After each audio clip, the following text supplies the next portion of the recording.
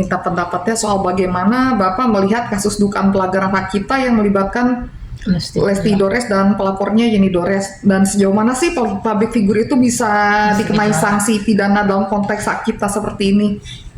Baik, terima kasih. Assalamualaikum warahmatullahi wabarakatuh. Selamat sore dan salam sejahtera untuk kita semua.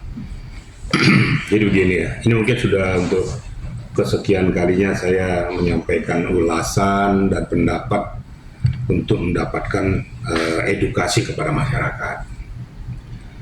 Yang pertama perlu saya sampaikan, yang namanya melanggar undang-undang hak cipta, saya kan sudah sampaikan bahwa seseorang itu mencoba merilis, kemudian mengkopi apa asli daripada si pencipta tersebut, kemudian dikumandangkan kepada orang lain dan mengaku sebagai penciptanya. Ini baru dinyatakan dia sebagai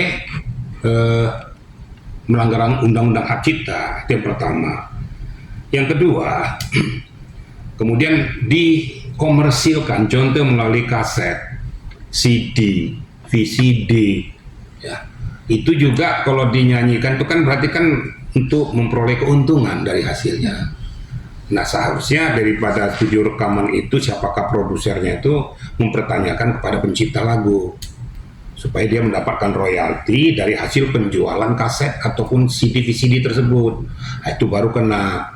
Nah, namun kalau seandainya ini lagu dikumandangkan, kemudian yang bersangkutan mendapatkan keuntungan karena dia menyanyikan lagu itu, apa hubungannya? Kan gitu. Dia kan tidak merasa bahwa ini ciptaan daripada saya, tapi saya menyanyikan lagu yang memang ada dan sudah terpublikasi dan sudah diketahui oleh publik. Contoh saya aja deh. Nah, ngapain si Lesti, saya aja. Saya setiap saat itu kadang-kadang menyanyikan seperti lagu yang terdalam, luka di sini, saya senang lagunya. Di mana-mana saya selalu lakukan itu, mendapatkan aplaus. Kadang-kadang saya disawer pada saat acara mulai turnamen dan sebagainya. Apakah saya harus membayar royalti? Itu sebagai contoh saja. Nah, Lesti sudah seperti itu. Walaupun dalam bertahun-tahun, dia dari mulai 2018 dia senang dengan lagu dan disenengin orang. Kebetulan suara si Lesti bagus, orang demen dengernya. Apakah itu menyalahi ketentuan hukum? Ini tolong kita beda-bedakan juga ya, untuk memposisikan seseorang telah melanggar hak cipta tersebut.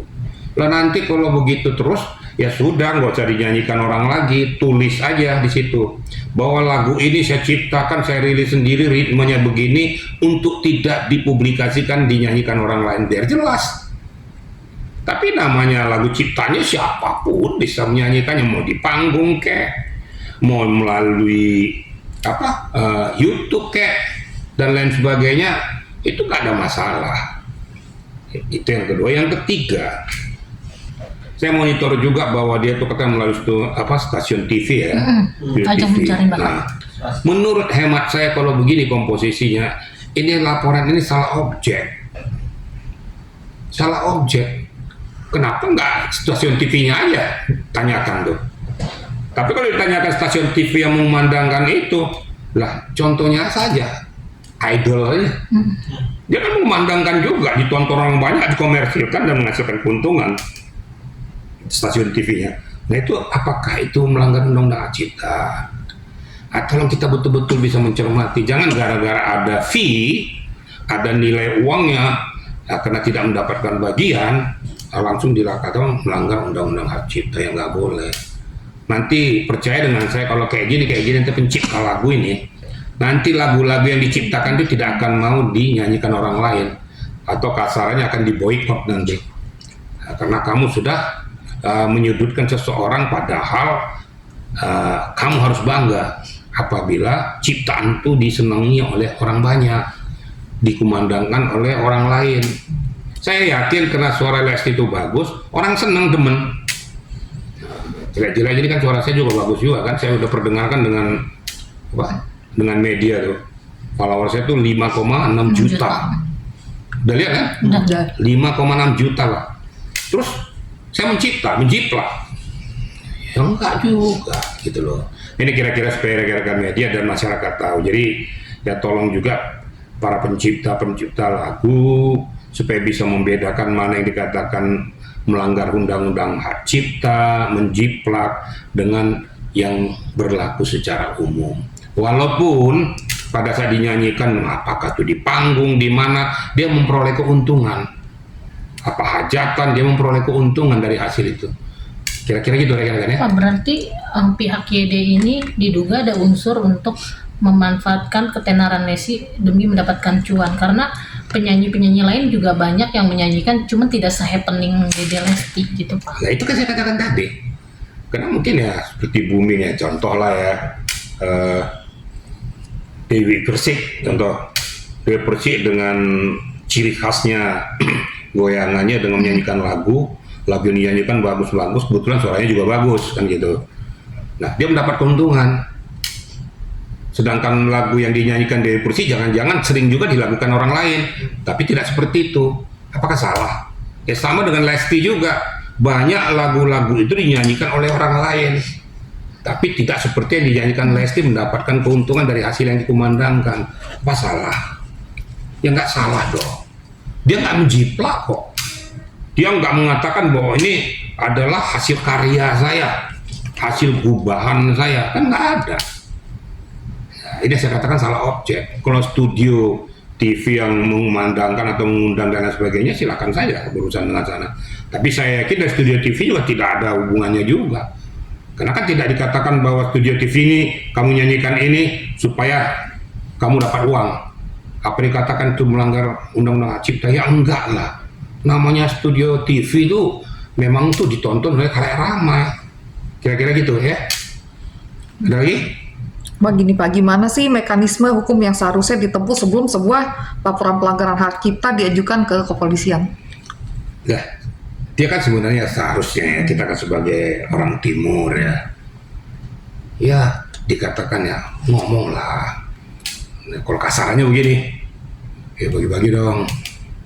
Kan yang lu nyanyiin kan ciptaan gue, bagi dong gitu kan.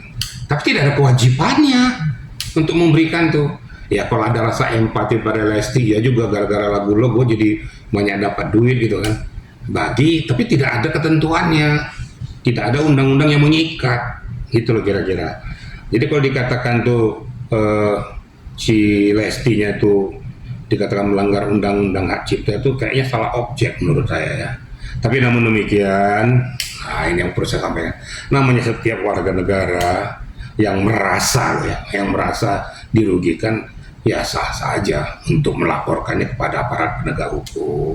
Nanti tentu dari pihak penyidik akan menilai, menelaah, menganalisis apakah layak dan patut ini dikenakan undang-undang hak cipta atau tidak. Nanti diserahkan saja kepada penyidik untuk menilai itu. Tentunya dari pihak pelapor memberikan bukti-buktinya, bukti-bukti yang menyatakan bahwa dia menjiplak lagu itu. Nah, nanti tinggal dianalisis sampai sejauh mana bukti-bukti yang kuat kamu lakukan kepada penyidik, ya silakan saja.